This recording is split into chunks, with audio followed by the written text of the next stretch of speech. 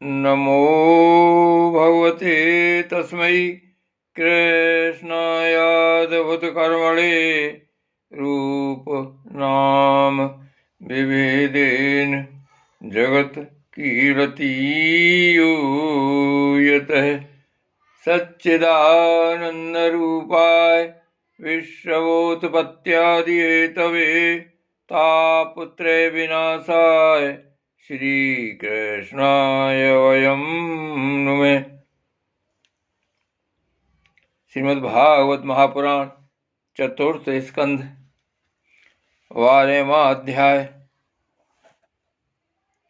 ध्रुव जी को कुबेर का वरदान और विष्णु लोक की प्राप्ति।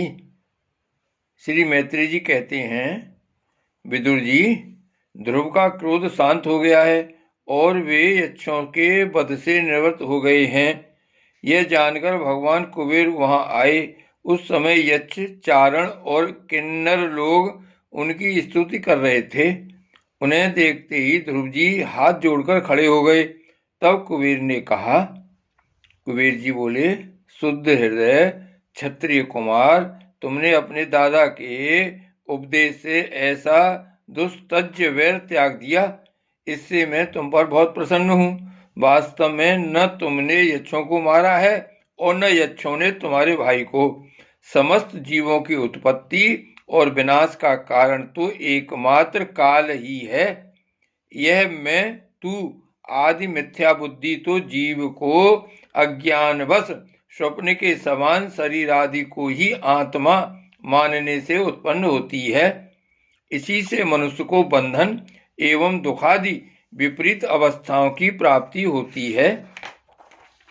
ध्रुव, अब तुम जाओ, भगवान तुम्हारा मंगल करें। तुम संसार पाश से मुक्त होने के लिए सब जीवों में समदृष्टि रखकर सर्वभूतात्मा भगवान श्री हरि का भजन करो।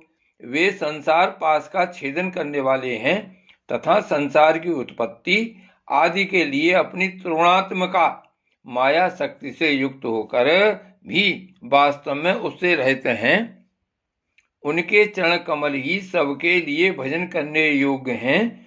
विप्रवर, प्रियवर, हमने सुना है तुम सर्वदा भगवान कमलनाभ के चरण कमलों के समीप रहने वाले हो, इसलिए तुम अवश्य ही वर पाने योग्य हो। ध्रुव, तुम्हें जिस वर की इच्छा हो मुझसे निसंकोच एवं निशंक होकर मांग लो।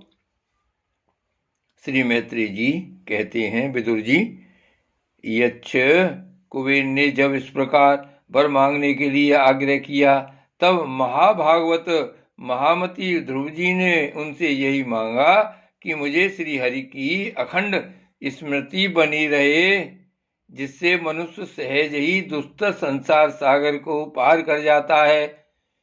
इड़बिड़ा के पुत्र कुबेर जी ने बड़े प्रसन्न मन से उन्हें भगवत स्मृति प्रदान की। फिर उनके देखते ही देखते वे अंतर ध्यान हो गए। इसके पश्चात ध्रुव जी भी अपनी राजधानी को लौट आए। वहां रहते हुए उन्होंने बड़ी बड़ी दक्षिणा वाले यज्ञों से भगवान यज्ञ पुरुष की आराधना की। भगवान ही द्रव्य, क्रिया और देवता संबंधी समस्त कर्म और उसके फल हैं तथा वे ही कर्म फल के दाता भी हैं। सर्वोपाधि शून्य सर्वात्मा श्री अच्युत में प्रबल वेग युक्त भक्ति भाव रखते हुए ध्रुव जी अपने में और समस्त प्राणियों में सर्वव्यापक श्री हरि को ही विराजमान देखने लगे। ध्रुव जी बड़े ही शील संपन्न ब्राह्मण भक्त, दीन वत्सल और धर्म मर्यादा के रक्षक थे। उनकी प्रजा उन्हें साक्षात पिता के समान मानती थी। इस प्रकार तरह तरह के ऐश्वर्य भोग से पूर्ण का और भोगों के त्याग पूर्वक यज्ञादि कर्मों के अनुष्ठान से पाप का क्षय करते हुए उन्होंने 36,000 वर्ष तक पृथ्वी का शासन किया। जितेंद्रिय महात्मा ध्रुव ने इसी तरह अर्थ, धर्म और काम के संपादन में बहुत से वर्ष बिताकर अपने पुत्र उत्कल को राज सिंहासन सौंप दिया। इस संपूर्ण दृश्य प्रपंच को अविद्या रचित स्वप्न और गंधर्व नगर के समान माया से अपने में ही कल्पित मानकर और यह समझकर कि शरीर, स्त्री, पुत्र, मित्र, सेना भरा पूरा खजाना, जनाने महल, सुरम्य विहार भूमि और समुद्र पर्यंत भूमंडल का राज्य, ये सभी काल के गाल में पड़े हुए हैं। वे भद्रकाश्रम को चले गए। वहां उन्होंने पवित्र जल में स्नान कर इंद्रियों को विशुद्ध शांत किया। फिर स्थिर आसन से बैठकर प्राणायाम द्वारा वायु को वश में किया। तदंतर मन के द्वारा इंद्रियों को बाह्य विषयों से हटाकर मन को भगवान के स्थूल विराट स्वरूप में स्थिर कर दिया। उसी विराट रूप का चिंतन करते करते वे अंत में ध्याता और ध्येय के भेद से शून्य निर्विकल्प समाधि में लीन हो गए और उस अवस्था में विराट रूप का भी परित्याग कर दिया। इस प्रकार भगवान श्री हरि के प्रति निरंतर भक्तिभाव का प्रवाह चलते रहने से उनके नेत्रों में बार बार आनंदाश्रुओं की पारसी आ जाती थी। इससे उनका हृदय द्रवीभूत हो गया और शरीर में रोमांच हो आया। फिर देहाभिमान गलत हो जाने से उन्हें मैं ध्रुव हूं इसकी स्मृति भी न रही। इस प्रकार ध्रुव जी ने आकाश से एक बड़ा ही सुंदर विमान उतरते देखा। वह अपने आप प्रकाश से दसों दिशाओं को आलोकित कर रहा था, मानो पूर्णिमा का चंद्र ही उदय हुआ हो। उसमें 2 श्रेष्ठ पार्षद गदाओं का सहारा लिए खड़े थे। उनके 4 भुजाएं थीं, सुंदर श्याम शरीर था, किशोर अवस्था थी और अरुण कमल के समान नेत्र थे। वे सुंदर वस्त्र, किरीट, हार, भुजबंध और अति कोमल कुंडल धारण किए हुए थे। उन्हें पूर्ण श्लोक श्री हरि के सेवक जान ध्रुव जी हड़बड़ाहट में पूजा आदि का क्रम भूलकर सहसा खड़े हो गए और वे भगवान के पार्षदों में प्रधान हैं ऐसा समझकर उन्होंने श्री मधुसूदन के नामों का कीर्तन करते हुए उन्हें हाथ जोड़कर प्रणाम किया। ध्रुव जी का मन भगवान के चरण कमलों में तल्लीन हो गया और वे हाथ जोड़कर बड़ी नम्रता से सिर नीचा किए खड़े रह गए। तब श्री हरि के प्रिय पार्षद सुनंद और नंद ने उनके पास जाकर मुस्कुराते हुए कहा। सुनंद और नंद कहने लगे, राजन, आपका कल्याण हो। आप सावधान होकर हमारी बात सुनिए। आपने 5 वर्ष की अवस्था में ही तपस्या करके सर्वेश्वर भगवान को प्रसन्न कर लिया था। हम उन्हीं निखिल जगन्नियंता सारंग पाणी भगवान विष्णु के सेवक हैं और आपको भगवान के धाम में ले जाने के लिए यहाँ आए हैं। आपने अपनी भक्ति के प्रभाव से विष्णु लोक का अधिकार प्राप्त किया है, जो औरों के लिए बड़ा दुर्लभ है। परम ज्ञानी सप्तऋषि भी वहां तक नहीं पहुंच सके। वे नीचे से केवल उसे देखते रहते हैं। सूर्य और चंद्रमा आदि ग्रह, नक्षत्र एवं तारागण भी उसकी प्रदक्षिणा किया करते हैं। चलिए, आप उसी विष्णु धाम में निवास कीजिए। प्रिय वर, आज तक आपके पूर्व तथा और कोई भी उस पद पर कभी नहीं पहुंच सके। भगवान विष्णु का वह परम धाम सारे संसार का वंदनीय है। आप वहां चलकर विराजमान हो।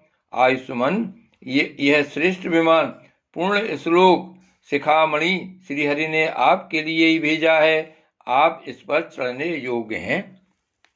श्री मैत्री जी कहते हैं, भगवान के प्रमुख पार्षदों के ये अमृतमय वचन सुनकर परम भागवत ध्रुव जी ने स्नान किया। फिर संध्या बंदनादि नित्य कर्म से निवृत्त हो मांगलिक अलंकारादि धारण किए। भद्रक आश्रम में रहने वाले मुनियों को प्रणाम करके उनका आशीर्वाद लिया। इसके पश्चात उस श्रेष्ठ विमान की पूजा और प्रदक्षिणा की और पार्षदों को प्रणाम कर सुवर्ण के समान कांतिमान दिव्य रूप धारण कर उस पर चढ़ने को तैयार हुए। इतने में ही ध्रुव जी ने देखा कि काल मूर्तिवान होकर उनके सामने खड़ा है। तब वे मृत्यु के सिर पर पैर रखकर उस समय अद्भुत विमान पर चढ़ गए। उस समय आकाश में दुदुम्बी, मृदंग और ढोल आदि बाजे बजने लगे। श्रेष्ठ गंधर्व गान करने लगे और फूलों की वर्षा होने लगी। विमान पर बैठकर ध्रुव जी ज्यों ही भगवान के धाम को जाने के लिए तैयार हुए, त्यों ही उन्हें अपनी माता सुनीत का स्मरण हो आया। वे सोचने लगे, क्या मैं बेचारी माता को छोड़कर अकेला ही दुर्लभ वैकुंठ धाम को जाऊंगा। नंद और सुनंद ने ध्रुव के हृदय की बात जानकर उन्हें दिखलाया कि देवी सुनीति आगे आगे दूसरे विमान पर जा रही हैं। उन्होंने क्रमशः सूर्य आदि सभी ग्रह देखे। मार्ग में जहां तहां विमानों पर बैठे हुए देवता उनकी प्रशंसा करते हुए फूलों की वर्षा करते जाते थे। उस दिव्य विमान पर बैठकर ध्रुव जी त्रिलोकी को पार कर सप्त ऋषि मंडल से भी ऊपर भगवान विष्णु के नित्य धाम में पहुंचे। इस प्रकार उन्होंने अविचल गति प्राप्त की। यह दिव्य धाम अपने ही प्रकाश से प्रकाशित है। इसी के प्रकाश से तीनों लोग प्रकाशित हैं। इसमें जीवों पर निर्दयता करने वाले पुरुष नहीं जा सकते। यहाँ तो उन्हीं की पहुंच होती है जो दिन रात प्राणियों के कल्याण के लिए शुभ कर्म ही करते रहते हैं, जो शांत, समदर्शी, शुद्ध और सब प्राणियों को प्रसन्न रखने वाले हैं तथा भगवत भक्तों को ही अपना एकमात्र सच्चा सुहृदय मानते हैं। ऐसे लोग सुगमता से ही इस भगवत धाम को प्राप्त कर लेते हैं।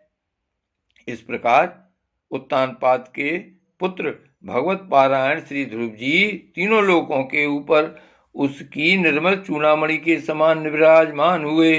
कुरुनंदन, जिस प्रकार दाएं चलाने के समय खंबे के चारों ओर बैल घूमते हैं, उसी प्रकार यह गंभीर वेग वाला ज्योतिष चक्र उस अविनाशी लोक के आश्रय ही निरंतर घूमता रहता है। उसकी महिमा देखकर देवर्षि नारद ने प्रचेताओं की यज्ञशाला में वीणा बजाकर ये 3 श्लोक गाए थे। नारद जी ने कहा था, इसमें संदेह नहीं, पति पारायणा सुनीत के पुत्र ध्रुव ने तपस्या द्वारा अद्भुत शक्ति संचित करके जो गति पाई है, उसे भागवत धर्मों की आलोचना करके वेदवाणी मुनिगण भी नहीं पा सकते। वेदवादी मुनिगण भी नहीं पा सकते। फिर राजाओं की तो बात ही क्या है। अहो, वे 5 वर्ष की अवस्था में ही सौतेली माता के वागवाणों से मर्माहत होकर दुखी हृदय से वन में चले गए और मेरे उपदेश के अनुसार आचरण करके ही उन अजय प्रभु को जीत लिया, जो केवल अपने भक्तों के गुणों से ही बस में होते हैं। ध्रुव जी ने तो 5-6 वर्ष की अवस्था में कुछ दिनों की तपस्या से ही भगवान को प्रसन्न करके उनका परम पद प्राप्त कर लिया, किंतु उनके अधिकृत किए हुए इस पद को भूमंडल में कोई दूसरा क्षत्रिय क्या वर्षों तक तपस्या करके भी पा सकता है। श्री मैत्री जी कहते हैं, विदुर जी, तुमने मुझसे उदार कीर्ति ध्रुव जी के चरित्र के विषय में पूछा था, सो मैंने तुम्हें वह पूरा का पूरा सुना दिया। साधुजन इस चरित्र की बड़ी प्रशंसा करते हैं। यह धन, यश और आयु की वृद्धि करने वाला, परम पवित्र और अत्यंत मंगलमय है। इससे स्वर्ग और अविनाशी पद भी प्राप्त हो सकता है। यह देवत्व की प्राप्ति कराने वाला, बड़ा ही प्रशंसनीय और समस्त पापों का नाश करने वाला है। भगवत भक्त ध्रुव के इस पवित्र चरित्र को जो श्रद्धा पूर्वक बार बार सुनते हैं, उन्हें भगवान की भक्ति प्राप्त होती है, जिससे उनके सभी दुखों का नाश हो जाता है। इसे श्रवण करने वाले को शीलादि गुणों की प्राप्ति होती है। जो महत्व चाहते हैं, उन्हें महत्व की प्राप्ति कराने वाला स्थान मिलता है। जो तेज चाहते हैं उन्हें तेज प्राप्त होता है और मनुष्यों का मान बढ़ता है।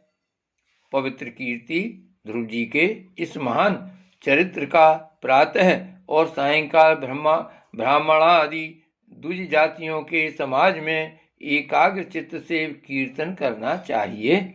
भगवान के परम पवित्र चरणों की शरण में रहने वाला जो पुरुष इसे निष्काम भाव से पूर्णिमा, अमावस्या, द्वादशी, श्रवण नक्षत्र, तिथि 6, व्यतिपात संक्रांति अथवा रविवार के दिन श्रद्धालु पुरुषों को सुनाता है, वह स्वयं अपने आत्मा में ही संतुष्ट रहने लगता है और सिद्ध हो जाता है। यह साक्षात भगवत विषयक अमृत में ज्ञान है। जो लोग भगवान मार्ग के मर्म से अनभिज्ञ हैं, उन्हें जो कोई इसे प्रदान करता है, उस दीन वत्सल कृपालु पुरुष पर देवता अनुग्रह करते हैं। ध्रुव जी के कर्म सर्वत्र प्रसिद्ध और परम पवित्र हैं। वे अपनी बाल्यावस्था में ही माता के घर और खिलौनों का मोह छोड़कर श्री विष्णु भगवान की शरण में चले गए थे। कुरुनंदन, उनका यह पवित्र चरित्र मैंने तुम्हें सुना दिया। श्री भागवत भगवान की जय। श्री गोवर्धन नाथ की जय। श्री वल्लभाधीश की जय। श्याम स्वरूप श्री हमने महारानी की जय। परम दयाल गोसाई जी की जय। श्री गोकुलनाथ की जय। जय जय श्री गोकुलेश, जय जय श्री गोकुलेश।